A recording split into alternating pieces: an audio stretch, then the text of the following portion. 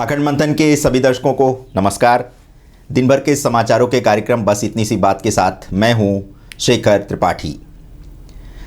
अफगानिस्तान से अमेरिकी सैनिकों की वापसी के पश्चात इस बात की आशंका है कि भारत पर हमला करने वाले आतंकियों को अफगानिस्तान में शरण मिल सकती है। गुप्त सूत्रों से प्राप्त जानकारी के अनुसार अफगानिस्तान में आतंक के एक नए गठजोड़ के नेटवर्क का विकास हो रहा है, जिसका नाम है तहरीके तालिबान।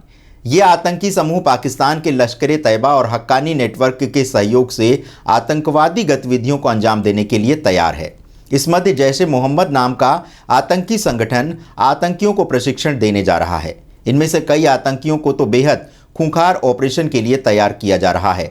आतंक का हक्कानी नेटवर्क भी इस्लामिक स्टेट से संपर्क में है। ऐसे में भारत में होने वाले आतंकी हमले की आशंका दिन ब दिन बढ़ती जा रही है।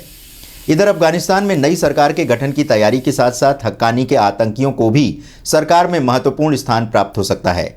यदि ऐसा हुआ तो भारत के अंदर आतंक की नई पृष्ठभूमि तैयार होगी, जिससे निपटना सुरक्षा बलों के लिए एक बड़ी चुनौती होगी।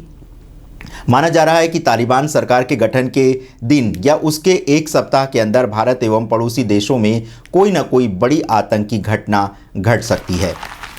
अफगानिस्तान में तालिबान और अफगानिस्तान के अन्य नेताओं के मध्य सरकार बनाने के फॉर्मूले पर सहमति बन गई है। इसके अनुसार मुल्ला बरादर जहां सरकार का मुख्य चेहरा होगा, वहीं हैबतुल्लाह अखुंदजादा गवर्निंग काउंसिल का मुखिया बनेगा। तालिबान की ओर से नवीन सरकार के प्रारूप की घोषणा कुछ ही दिनों में होने वाली है। इस मध्य ये भी पता चला है कि तालिबान की सरकार में पाकिस्तान भी एक महत्वपूर्ण भूमिका निभाना चाहता है। वैसे अफगानिस्तान में नई सरकार का गठन ईरान सरकार की भांति हो सकता है, जहां पर सुप्रीम लीडर के तौर पर तालिबान नेता हैबतुल्लाह अखुंदजादा को चुना जा सकता है। वैसे सुप्रीम लीडर तो कंधार में ही रहेगा, किंतु सुप्रीम काउंसिल में सम्मिलित 11 से 72 लोग काबुल से सरकार का संचालन करेंगे। प्रधानमंत्री पद के लिए तालिबानी नेता मुल्लाह बरादर या मुल्लाह याकूब संभावित नाम बताए जा रहे हैं। इस बात की भी संभावना है कि अफगानिस्तान में नवीन संविधान या फिर 1964-65 में बने संविधान में कुछ संशोधन कर उसे पुनः लागू किया जा सकता है।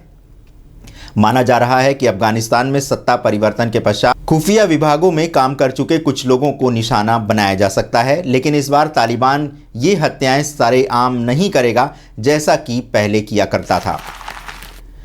पूरे विश्व में एक बड़े सोलर तूफान की आशंका व्यक्त की जा रही है, जिससे धरती के कुछ विशेष क्षेत्रों में इंटरनेट सेवा ठप हो सकती है। यदि ऐसा हुआ तो कई देशों में अर्थव्यवस्था में भूचाल आ जाएगा। यहां तक कि कई देश कंगाल तक हो सकते हैं। एक अध्ययन के अनुसार इस सौर तूफान का प्रभाव समुद्रों में फैली इंटरनेट केबल पर पड़ सकता है। ये केबल संसार के अलग अलग देशों को आपस में जोड़ते हैं।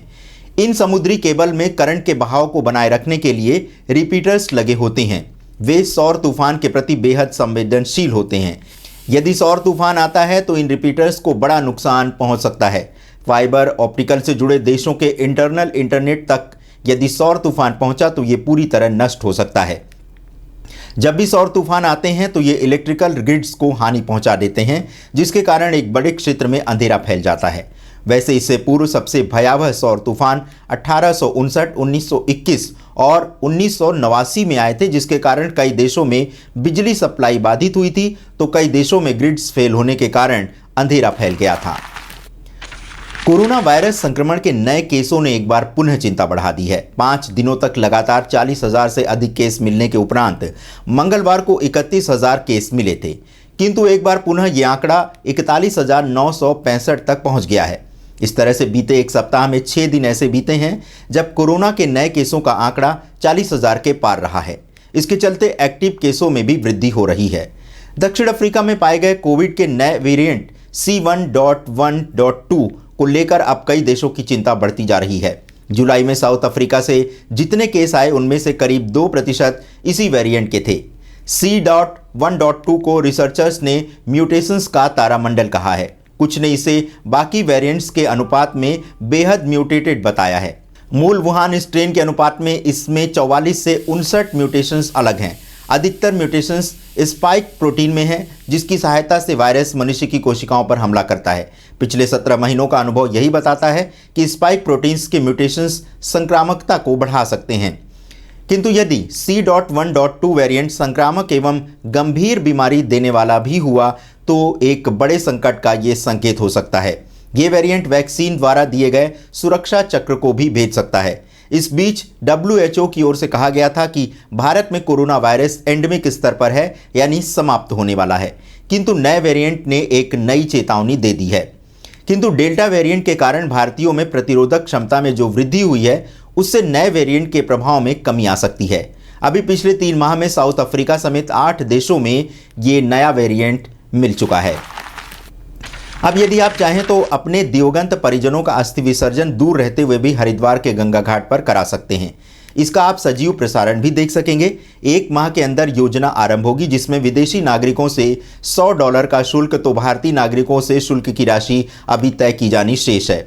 आपको अस्थि विसर्जन करने के लिए परिजनों को कुरियर से अस्थियां हरिद्वार स्थित उत्तराखंड संस्कृत अकादमी के पते पर भिजवानी होगी, जिसके पश्चात अकादमी परिजनों के पंडों से संपर्क कर अस्थि विसर्जन कराएगी। संस्कृत अकादमी की ओर से अस्थियां विसर्जन कराने के लिए ई ब्रोशर के माध्यम से 3 भाषाओं हिंदी, अंग्रेजी एवं संस्कृत भाषा में जानकारियां प्रदान की जाएंगी। इसके लिए सर्वप्रथम आपको संस्कृत अकादमी की ओर से बने ऑनलाइन पोर्टल पर पंजीकरण कराना होगा। हिंदू धर्म के अतिरिक्त दूसरे धर्म के लोग भी अस्थि विसर्जन करा सकते हैं।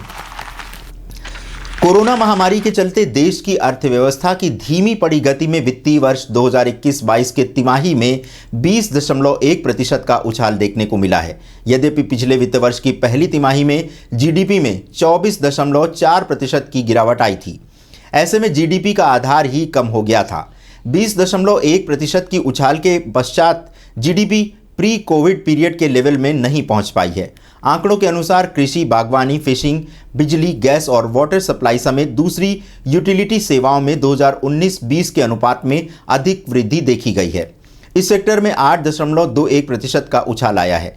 इसी के साथ बिजली उत्पादन, ईंधन की खपत एवं माल ढुलाई जैसे क्षेत्रों में भी कोविड 2.0 के पश्चात रिबाउंड तेज हो रहा है।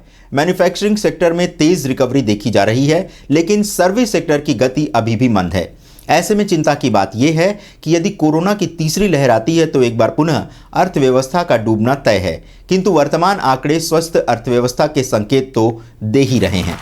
देश में एक बार पुनः मानसून सक्रिय होकर दिल्ली, एनसीआर, उत्तर प्रदेश समेत महाराष्ट्र के कई जिलों में तीव्र वर्षा से यहां के कई क्षेत्र जलमग्न हो गए हैं। राजस्थान में बिजली गिरने से 3 लोगों की मृत्यु भी हुई है। राजधानी दिल्ली में मंगलवार से हो रही वर्षा के कारण कई स्थानों पर जल भराव हो गया है। 24 घंटे के भीतर राजधानी में 84.1 मिलीमीटर वर्षा रिकॉर्ड की गई, जो वर्ष 2013 के पश्चात सर्वाधिक है।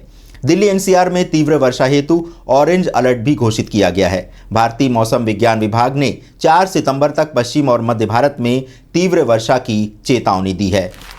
तो बस इतनी सी बात में आज दर्शकों बस इतना ही। आपको हमारी प्रस्तुति कैसी लगी, इस संबंध में आप अपने सुझाव, अपनी राय हमारे akhand-manthan@gmail.com पर दे सकते हैं। इसके अतिरिक्त आप समाचारों में किन विषयों को अधिक प्रमुखता देना चाहेंगे, इसकी सूचना भी यदि आप हमें प्रदान करेंगे तो हमें समाचारों का बुलेटिन तैयार करने में सहायता मिलेगी। आपके बहुमूल्य समय के लिए हम आपका हृदय से आभार व्यक्त करते हैं। पुनः मिलेंगे दूसरी बुलेटिन में, तब तक के लिए नमस्कार, हृदय से आभार।